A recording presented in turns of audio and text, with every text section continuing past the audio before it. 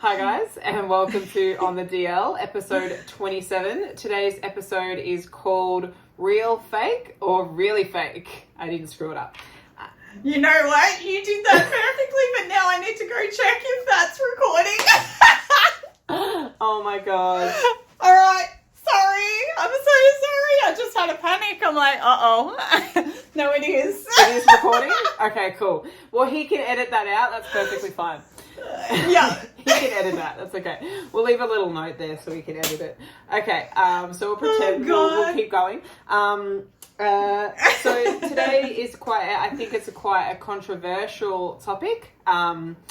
This is something that everybody on social media, female or male, kind of has a little battle with. Today we're going to cover just how social media has an effect on who we are as a person, what we put on Instagram, how we view ourselves, how we view others.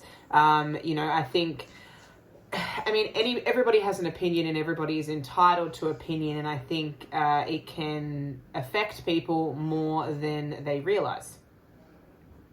And none of us are fault-free, right? Like, we're not on here today to sort of say people are all fake on Instagram, people are all fake on TikTok, and therefore, they should be banned. You and I, when I strike a pose, I'm going to make sure I look as good in that photo as I possibly can. I don't use filters or Photoshop, but I definitely get the right lighting. Of course. Definitely get the right You make angle. the lighting work for you. Exactly right. So we're not here to sort of say that there's this big divide between the real and the fake. We're here to sort of say there's lots of different layers to it, and certain layers affect us more than others. So, most people day to day will use filters, lighting, a little bit of editing, a little bit of posing, all of these sorts of things.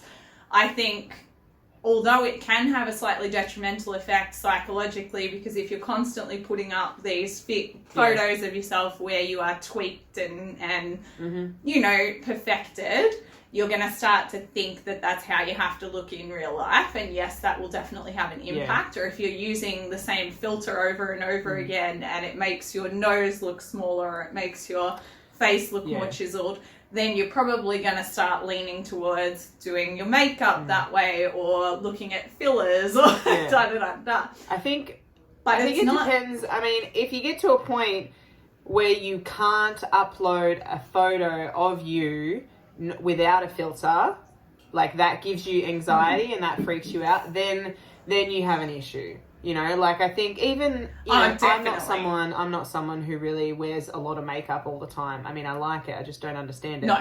I think, there are people out there who wear a lot of makeup all the time and don't go outside without it on.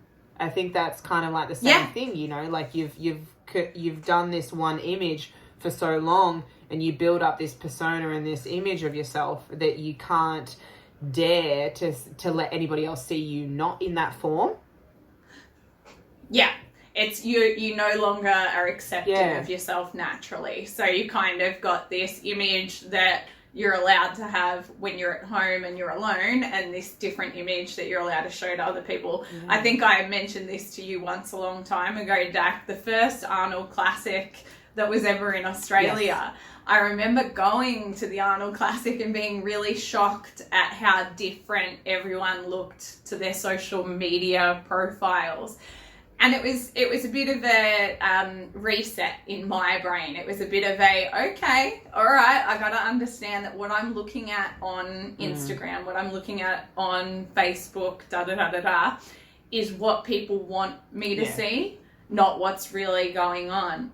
And for me, that was kind of almost therapeutic. I sat there and I was like, okay, the real world is still the real world. And at the end of the day, I need to be comfortable with being me, and I can't look at these images and think that I should be more like that. I should be more like that person. I should be more like that person, when they're not even like that. I think people have, I hope people are in more of a woke scenario that they know that everyone is editing. They know that people are choosing the best lighting. They know that they're sucking in and twisting, and they're like, oh yeah, this is definitely not what I look like all of the time. But it's, you know, like, how far do you take it, you know? And also, are you owning it? So, like, there's nothing wrong with a filter. There's nothing wrong with editing your photos. If you're doing it for yourself and it makes you happy, it's not going to have a negative impact, then do it, but own it. Don't Photoshop a photo, chuck a filter on, and pretend it's not edited, and pretend that it's you, and you look at it for validation. Like, if you're at a point where you believe that, like, you're lying to people, and like, that's just too far. Like, that's messed up. Yeah, if you've convinced yourself that that's the real you, then that's a bit of a worry. I think, you're right. We are at a stage where social media has been around for long enough that most of us understand. Most of us can tell when there's a filter on a photo. Most of us can tell when someone's done a bit of Photoshop. Most of us can tell when there's good lighting, da-da-da-da. I guess the problem is that sometimes there's a disconnect between knowing that and wanting to believe otherwise. So particularly young, impressionable people will often look at these images, and even though they might know deep down that it is edited, they don't want to believe it's edited. They want to believe that they can look that way if they do whatever this person is doing, which is usually some very expensive product. And I guess it depends. It depends what level as well. Like, I was watching this. I was just, you know, I was scrolling through Instagram and stuff, and there was actually this makeup artist who they Photoshop their models' photos, but they only do it like do it like you wouldn't even know that it's Photoshopped. Like, it's like the most minimal things, like, you know, it just like getting rid of some sweat or like a little bit of pores, or, you know, just like, you know, you wear makeup for 8 hours and it kind of like they kind of get rid of that. Creases So like the level of Photoshop was so minimal that you didn't actually know it was Photoshop. So I think that's a little bit different. I think absolutely. I think it's how far are you taking it? And why? And what illusion are you creating, and why? Yeah. Exactly. The why behind it is a big part of it as well. So if you're twisting and turning your body so that you can do a before and after where you actually haven't changed but you want it to look like you've changed, don't do that. That's actually really bad, because that's putting out there this idea that someone can achieve something that they can't actually achieve. And then, of course, that's detrimental. One of my pet peeves, and I'll never get over it, is photos of girls standing naturally in the before photo. All sad and then posed in the second. And then all posed with their butt popping out and da-da-da-da-da. I swear to you guys, you would not believe the difference it makes. Bending over a little bit and popping your butt out is going to make you look like your waist is half the size and your hammies are twice as tight. Or like if they get fake tans. Oh, yes. Or they push their belly out in the first one. Yeah, and then you just suck it in. Yeah, 100%. Like, what, like, why? And that's... Why? What's the point? That's right. What's the point in that? Like, I mean, I do it. I you know, have like one leg forward, one leg behind. I twist my hips, and I'm like, yep, sweet, this looks great.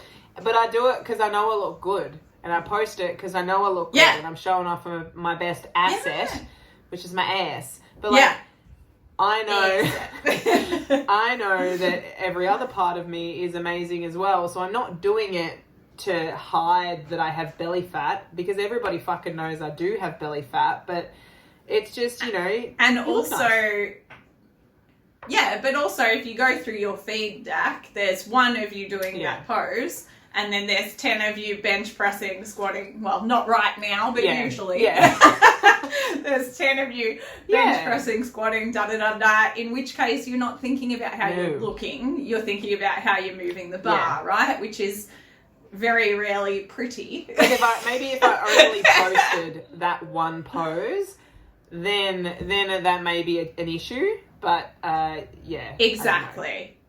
If your only content is always distorted, if your only content is this version of yourself that you want people to perceive you as, but is not really who you are, that is a real concern. So there's like these are the elements of social media, and these are the reason we called this topic real, fake, or really fake is because we're not against filters and fun things that you can do, so we don't worry about these so much unless they go to the extreme. But there are other things that we see in the industry and plastered on social media that are a bit more concerning, things that unfortunately can cause damage or can cause long-term issues for people.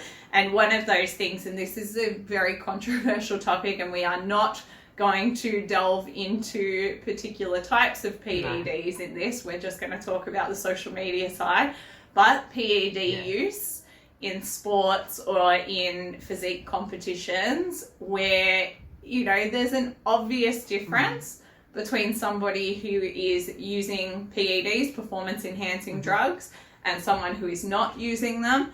But it's not exactly a topic where you can be really open about it on social media. Yeah. So you just do a post and be like, hey guys, I just want to cover, here's my stack. Like you can't. Exactly. I mean, either way you lose, you know, as an athlete, you can either put it out there and be transparent and get a lot of shit for it and get teased, or you can be honest to the people that actually give a shit about you. Or people who are curious, you know, who genuinely need help in that area, and you can just tell them and not put anything on there. But then people are like, "Oh, you're hiding it." So it's a really controversial topic because nobody wants to talk about it, which does not help. Which does not help the education behind people who actually want to try it. But it's bad when you're a coach and you take it and you sell a program based off of the results that you got from it, saying that you can give people this. You can't unless here's your program, here's your stack, here you go, start that. Like, that's right. You know, unless you're transparent. Yes, If the coach is transparent from the start, you know, you can't be transparent on social media when it comes to PED use because it's just not accepted, particularly in Australia. You know, there are some places where, you know, people will post their stacks and that sort of jazz, but here we're not going to go ahead and do that. The amount of Instagram pages I get messaging me, like, and I look at them and they're just like, we sell steroids, and they're just like this full page. Great. I'm like, thank you, but no thank you. Pass. But yeah, that's it. Like the idea of Australians being able to sort of come out and say, I'm using PEDs and that's why I look like this, that's not going to happen, right? So we need to take a practical approach to this. You know, you need to understand that if someone's gone from squatting 100 kilos to squatting 200 kilos in a year, it's unlikely that they've done that naturally. If someone's gone from a 50 kilo female who can barely lift to a 65 kilo female who is now all of a sudden smashing PB after PB in the gym, it's highly unlikely that they've done that naturally. It's all about the bench. But the bench is a giveaway. The bench is a giveaway. Like, you see these women and they're squatting, you know, 120, deadlifting like, you know, 140, and then benching like 90. You're like, what's going on here? Like, the bench is a dead giveaway, 100%. Yeah. In the powerlifting world, that'll be the go-to, and then in the bodybuilding world, you'll typically see females who are particularly lean through areas that women are not usually lean. That glute hamstring insertion, you know, those sorts of little giveaways, or all of a sudden your delts have gone from this, you know, nice feminine shape to this boom kind of shape. Perfect. Where we're probably looking at some sort of usage there. But it doesn't actually matter. The usage itself is not an issue. It's the fact that the people viewing the photos or viewing the videos are perceiving this as a natural gain. And can I just quickly point out that the people who are using PEDs are not working any less hard, guys. No. This is a really common misconception, isn't it? Yeah, like they're just like they do everything for you. That's not how it works. Yeah, they're not free games. Not how it works. They're definitely not free games. I think it comes down to why you're on social media. Like, it's not unless you're a coach who is selling programs you know, based on your physique and your strength, based off of you getting it from PEDs. That's a separate thing. But if you're not a coach, or even if you are a coach and you're just selling your program because you're a good fucking coach, regardless of whether you're used or not, you know, I think it's like, it's up to the person viewing the content. They make that decision. They make their opinion on that post. If you're looking through Instagram and you're seeing people, you're like, oh, she's so lean, she's so strong, she got that in a year. Oh my God, I haven't done that. I fucking suck. Like, what's wrong with me? You know? Like, if you're looking at it like that, regardless of if it's strength, muscle, what they look like, you know, who they are as a person, like, you're looking at them through, like, you know, a jealous context. Like, that's regardless of whether they're I mean, there are natural athletes who are better than people on PEDs. So it's like, absolutely, like it depends what you're looking for. It can happen. That's right. And it's, you're right. It's with what intent you go in. I think that's why a lot of people think that PEDs are this massively unfair advantage, which, look, they would be if you were competing against someone who is natural in a natural federation or something. But all things even, if you're allowed to take PEDs and I'm allowed to take PEDs, then it's your choice if you 100%. Don't want to take them, right? Like, 100%. It's on you. But you're right, in terms of what people are perceiving out of these social media accounts, it's usually what they're wanting to perceive is what they'll get out of it, right? So people are always looking for what they want. If someone wants a quick fix to weight loss, they're going to be following all the pages of people who dropped from 100 kilos to 60 kilos in 10 weeks. Jesus. And they're probably going to get shitty info. A heart attack. shitty info. That's it. But they're going to follow them anyway because that's the outcome that they want. Same with people who want to get really strong. They'll be following the strongest people, which means that a good chunk of the time they'll be following people who are on PEDs. Yeah. But the issue is that Instagram is a highlight reel. Even if you're even if you're roided up to the fucking like tippy top, you still have shit sessions. You still eat like shit sometimes. You still sleep like shit sometimes. You still have bad days, good sessions, bad sessions. Whether you're natural or unnatural, you only put up your good sessions. So you know, as a person looking at Instagram, you'll see, you know, a female went from 100 kilos to 60 kilos in 10 weeks, but you won't see the weeks where she overate and ate and hated herself. She's not going to put that on Instagram, is she? And then the weeks that she starved herself to compensate for that week that she overate. It's just a highlight reel. It's a highlight reel. And it's great. It's entertainment. I think it is. And that's how you've got to view it. You can't view this as the picture of somebody's actual life. You really can't. For young people in the industry, though, I do worry a little bit because sometimes they're too naive to recognize that it's not done naturally. Because, you know, let's face it, when you first start training, you don't immediately know that half the people in the gym are on PEDs. No. It's not until you're well into your journey that you start understanding that is actually a part and parcel of the industry. I keep seeing a reel nowadays. And it's like, it's the same reel. It's been remade a million times and it's about like... aging in the gym is when you realize that half the people in the gym are on steroids. Yeah. I keep seeing it. It's true. It's true because you do come in naive and you want to believe that everyone's getting these gains naturally because that's what you want. And then you have to come to that point where, okay, I've hit a plateau. Do I keep pushing this naturally or do I follow suit and go in that other direction? And both are okay, guys. Both are 100%. Okay. But research it, understand it, think about the consequences. You know, there are pros and cons to these things.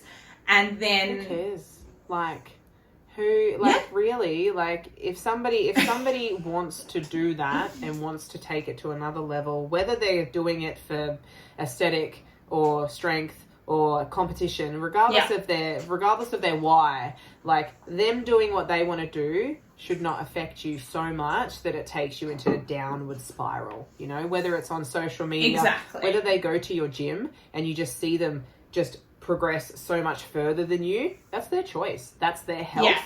and that's their life and their prerogative. But I guess it's like, you know, why That's are you it. so fixated on them rather than what you're doing? That's right. I think the stopgap there, or the missing piece there, is whether or not they realise that person is enhanced. Yeah. If you realise that person is enhanced and they're, you know, moving a lot quicker than you, progressing a lot quicker than you, it's easier to sort of say, oh, okay, no, I'm still doing what I should be doing. If you don't know that person is enhanced, it might, when you're young and impressionable, it might be enough to make you a little bit disempowered and make you feel like, am I any good at this? Is it worth it? Should I just give up now? So it's about that nice little middle ground, and this is where honesty comes into it as well. If you obviously can't plaster it all over social media that you're on PEDs, but if some young kid comes up to you at the gym and is worried about the fact that they're not growing, or they're not doing this, or they're not doing that, and you're their idol, it might be nice to turn around to them and say, look, mate, I did not do this naturally. I had some assistance, and I wouldn't recommend you doing that now because you're 18 and you've got a lot of time ahead of you. But depends on the situation. Maybe, you know, that's it, exactly. Can we pause it for 1 second? I need to close this door. I wrote the time down. Done. Why did you open the door?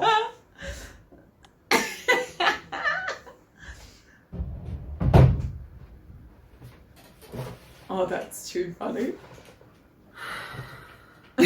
Fucking open the door so the dog fucking screams, fuck's sake.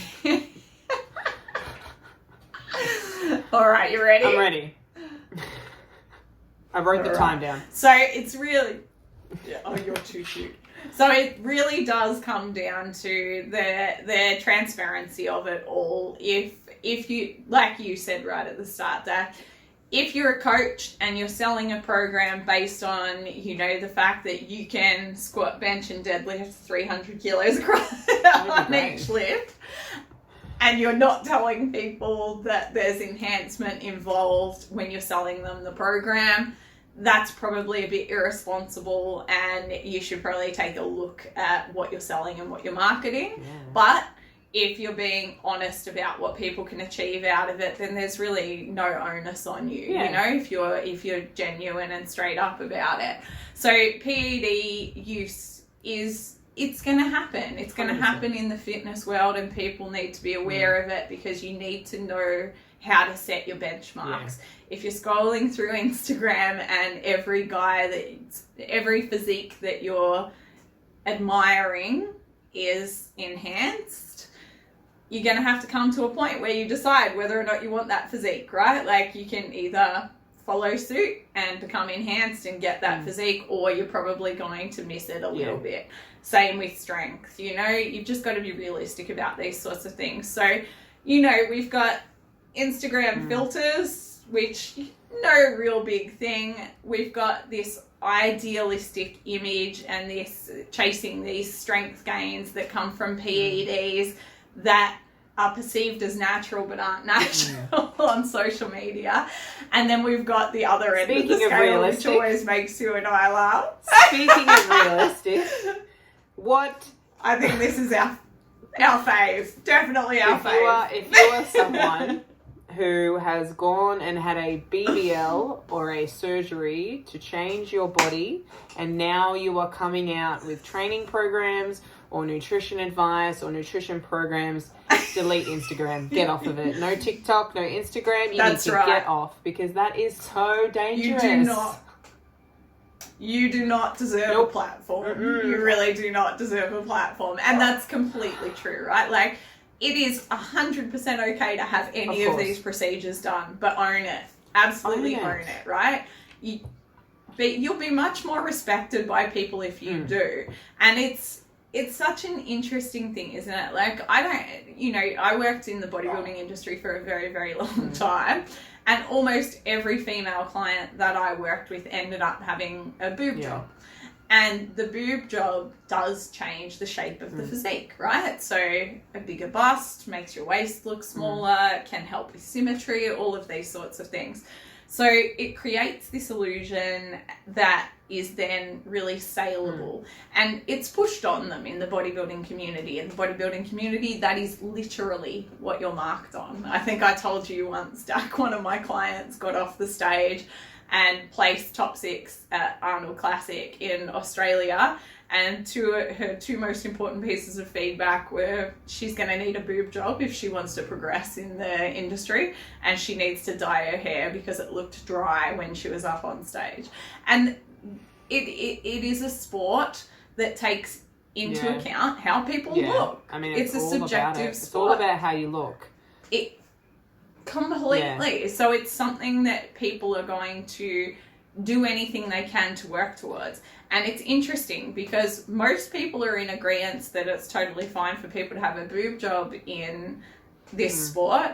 But if you talk to coaches about BBLs in bodybuilding, they kind of see it as cheating, right? And I can see both sides. I can definitely see how people would see it as cheating, because to get that development, to get that shape in your glutes, it takes a hell of a lot of work, you know? Yeah. I don't know, the issue with BBL, it creates the shape, but it doesn't create the muscle. It creates the shape. There's no muscle. Shape doesn't suit the person that it's now on. So it's like you're creating the shape that won't actually suit the way that you were made anyway. Like, I think it depends on why. Like, why are you getting it? Yeah. I saw on one TikTok, it was like this woman, like she had to put on weight to get the BBL. I was like, hold on a minute. Isn't the BBL there? Like, aren't you getting the BBL to take the weight from your waist and put it in your ass? But like, why are you putting on weight to get a weight loss surgery? Like, it doesn't make any sense to me. And I think, I view BBL the same as a boob job, you know, anything that, you know, liposuction, what is it? Like Botox, I don't even fucking know. Botox, like all of that stuff is fine because it's affecting you and it's not affecting me, you know? And it's just about your why. Like, why are you doing it? Is it worth it? Like, I hear the BBL death rate is like 50%. Like, what? Yeah. I have not read about that side of things because it's basically lipo and then redistribution of fat, right? So, interesting. I don't know. Like, I think, again, it's like every other topic we've covered today. Realistically, if you're being honest and transparent about it, you're not affecting anyone 100%. else. If you're being honest and transparent about it, then the people that admire you on social media know that to get that change that quickly, they're going to have to go have surgery too, so you're not doing anything wrong.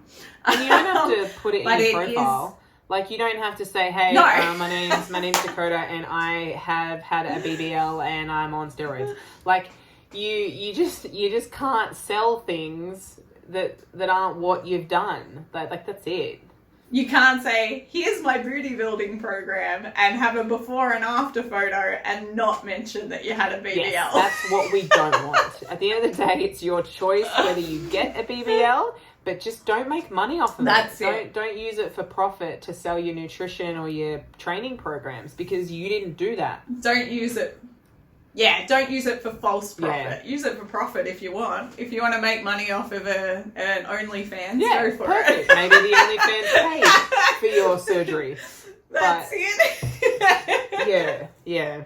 But yeah, that's it. I completely agree. And I think things like lipo and all of that sort of jazz fall into the same category. If you're going to do a before and after photo to sell your nutrition program and you've had lipo in between, look, guys, this is really unfair. Yeah. You're essentially screwing someone up, aren't you? You're putting someone in a position where they're now going to feel crappy about themselves because they were unable to achieve something based on the fact that they thought you achieved it by diet and It wouldn't exercise. happen in any other industry.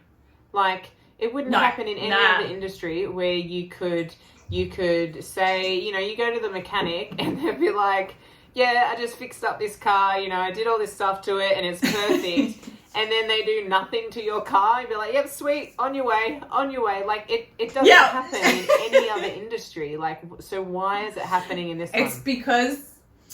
It's because this industry is hugely emotional, right? It's a very personal thing. People feel judged by how they look, their size, their, like, just about everything to do with your body, you're going to be more self-conscious of than anything else.